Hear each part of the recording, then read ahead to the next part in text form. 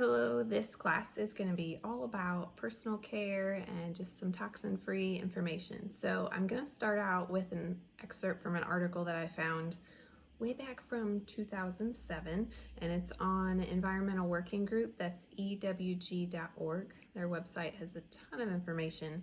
So this is just to kind of give us a perspective. They did an investigation on ingredients in over 23,000 products, and they found that 1 in 30 sold in the United States failed to meet one or more industry or government cosmetic safety standard. So 1 in 30 is not meeting a safety standard, one or more safety standards. They also found 400 products sold in the United States contained chemicals that are prohibited for use in cosmetics in other countries, and over 400 products contained ingredients that the cosmetic industry safety panels have found to be unsafe, just when you use them exactly how they say on the product labels. And there's something called the Cosmetic Ingredient Review, or the CIR, and the International Fragrance Association. Didn't even know those things existed, but there we are. So our skin has a lot of important jobs. The one that we're going to focus on for our purposes today are to provide a barrier. So it's our first line of defense from the outside world. It provides a barrier. Another little tidbit that I found when I was studying, the typical United States woman uses 200 to 300 harmful ingredients before leaving the house in the morning. Just think about all the different products that we use on our skin, whether it's cleanser or makeup, sunscreen. And then when I was researching over the summer, so this is 2022, the FDA of the United States has only banned 11 ingredients. I was really hoping that that number would be higher, because the last time I looked this up was over 2 years ago, and it's the same number. Things like mercury and animal material, still not banned. The European Union, however, has banned or restricted over 1,300 different things. So there's that. So we're going to go through and talk about a few ingredients to look out for that are unfortunately not banned, but very, very harmful for you. And there's tons more. I just didn't want it to be overwhelming. So the first one is formaldehyde. This is a known carcinogen. And according to the FDA, it can be in 20% of our cosmetic products. There's lots of different names for formaldehyde, so you might have to look that up if that's something that concerns you, that you might think are in your products. I'm not going to attempt to say any of them because they all look like they came from a lab. There's another clue that you're probably not wanting to smear that all over your face. Another ingredient to watch out for is triclosan or triclocarbon. This is a pesticide that can be used, and it's toxic to the thyroid. It can be in our body for a really long time. There's another crazy word I'm not going to try and say, but the abbreviation is TEA, and it's kind of added to as an ingredient to products to help things kind of blend together and mix well. And it can be contaminated by another thing, which is a known carcinogen, so not good with that either. There's something called PEG compounds. Sometimes they end with ETH, like sodium lauryl sulfate, SLS, you might know that one. And sometimes they just say PEG with a dash, like 4, PEG4. This is something that can have another carcinogen in it, and its purpose in cosmetics is to make the skin softer. It makes just the skin softer. So they add that in. Another one to look out for is parabens. You want to look for words that start with methyl, propyl, and isobutyl. So that ending is the YL ending that you're looking for. And this is used as a preservative in a lot of our cosmetic products, but it is unfortunately an endocrine disruptor. And another one, I saved the worst one for last, is fragrance. If you see fragrance or perfume or anything like that on the ingredients, it is the worst thing that you can see.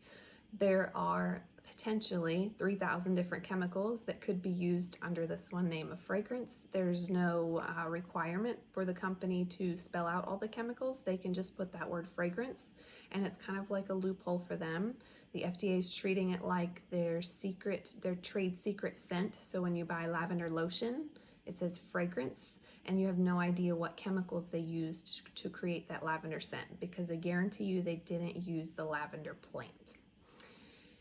It's untested. We don't know the health risks of exposing our skin to this on a long-term or even short-term basis. It can contain other harmful things that are mixed in with those chemicals to get that scent. And endocrine disruptors have been linked to problems in reproductive systems, including a man's sperm's ability to move. So this thing called fragrance has been around since the 1930s, and studies have found that the average sperm counts have slowly decreased since the 1940s. Coincidence? I don't think so. So let's get a little deeper into your skin. Your skin absorbs things into your body. It's your largest organ, and it has the ability to absorb into your body. Make sure you're using cosmetic products and personal care products that are safe. If it's safe enough to eat, it's safe enough to put on your skin. No, I am not suggesting that you eat your products. I'm sure they taste horrible, but if the products are made with really good ingredients, it's not going to kill you if you eat it. It might just give you a little tummy ache. If you're eating some of these products that have all these nasty ingredients in them, it's going to be horrible. So how do you think it is when your skin is absorbing them? Not good. And I would encourage you to check out the website I referenced at the beginning of this video. It's called ewg.org, and there's tons of information on that site. So I want to talk about a few essential oils. If you've watched any of my other videos, you've probably heard me mention essential oils. We love them. They are the essence of the plant, the liquid part of the plant that's filled with so much goodness, and our body knows how to collaborate. They speak the same language as our bodies. It's the same thing. God made plants, God made humans. So it's just a match, a nice match. So essential oils that are good for the skin. The first one I want to talk about is frankincense. It helps to improve elasticity in your skin. So sometimes our skin as we age gets a little bit less elastic, so it doesn't bounce back as easily. Frankincense can help lift your skin. It can help with wrinkles. It can even help with stretch marks and fading, like scars on your skin. So it's really just a rejuvenating, kind of uplifting oil. I love to put it on my face. It's kind of an earthy scent, so you might have to get used to that, but it's really good for your skin. The next one I want to talk about is called tea tree. This soothes dry, itchy skin. It can help with infections and cuts and wounds and things. Historically, it's been used for that for centuries. It can help with your hair, like your scalp, if you have dry skin on your scalp. It can help with acne. There's lots of uses for tea tree, so this is a great one to add to any kind of skincare regimen that you have. Another oil I want to highlight is geranium. This one is super floral, and it helps to soothe dry skin. It might even help with wrinkles, and it helps to bring that inflammation down that you might have in your skin. Just remember, chronic inflammation can lead to disease. The last one I want to talk about is myrrh, another baby Jesus oil. This one smooths skin, can help reduce wrinkles and acne. It can even prevent hair loss. I did not know that. It aids with perspiration with your skin. And clinical research has shown that myrrh reduces the replication of certain cells in the body that we will not name in this video.